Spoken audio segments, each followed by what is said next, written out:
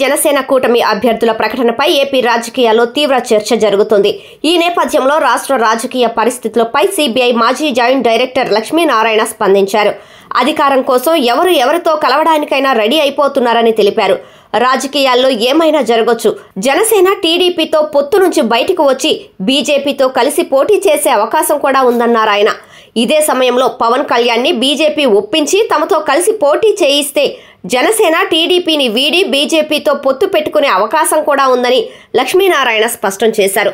పవన్ వైఖరి పైన లక్ష్మీనారాయణ ఆసక్తికర వ్యాఖ్యలు చేశారు. పొత్తుల కోసం ఎన్నో కష్టాలు పడి ఎన్నో చీవాట్లు తిన్నట్లు చెబుతున్న జనసేన అధినేత పవన్ ఆ కష్టమేదో ప్రత్యేక హోదా కోసం పడి ఉంటే బాగుండేదన్నారు జేడీ. గతంలో తాను మూడో ప్రత్యామ్నాయం అని చెప్పుకున్న ఆయన సడన్ గా చంద్రబాబుతో జత కట్టారని, ఒకప్పుడు తానే ముఖ్యమంత్రి అని ప్రకటించుకున్న వ్యక్తి తరువాత కాలంలో తనకు అంత అనుభవం లేదనే వరకు వ్యవహారం వచ్చిందన్నట్లుగా గతాన్ని గుర్తు చేసే ప్రయత్నం చేశారు లక్ష్మీనారాయణ. ఇకపోతే జేడీ లక్ష్మీనారాయణ వ్యాఖ్యలు ఎలా ఉన్నా సరే అసలు పీకేని బీజేపీ ఒప్పించి టీడీపీతో తెగదెంపులు చేసుకునే పరిస్థితి ఇప్పుడు ఉంటుందా అనేదే ఆసక్తికరమైన అంశంగా ఉంది. వాస్తవానికి ఎన్నికలకు 50 రోజుల ముందు కూటమిని విచ్ఛిన్నం చేయడం ఆల్మోస్ట్ అసాధ్యమనే అనుకోవాలి.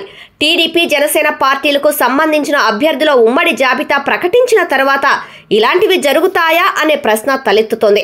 గతంలో పవన్తో కలిసి ఉన్న లక్ష్మీనారాయణ నుండి ఇలాంటి వాదన తెరపైకి రావడం ఇప్పుడు చర్చనీయాంశమైంది. జనసేనలో చేరి పొలిటికల్ ఎంట్రీ ఇచ్చిన లక్ష్మీనారాయణ 2019 ఎన్నికల్లో విశాఖపట్నం నుంచి ఎంపీ అభ్యర్థిగా పోటీ చేసి ఓటమి పాలయ్యారు. ఆ తర్వాత జనసేన పార్టీని వీడారు. అనంతరం ఇటీవల జై భారత్ నేషనల్ పార్టీ పేరిట కొత్త పార్టీని స్థాపించారు. మరి పవన్ పై కావాలనే జేడీ ఈ తరహా వ్యాఖ్యలు చేశారా, లేదంటే ఏదైనా రాజకీయ వ్యూహంలో భాగంగానే ఇలా మాట్లాడారా అనేది తేలాల్సి ఉంది.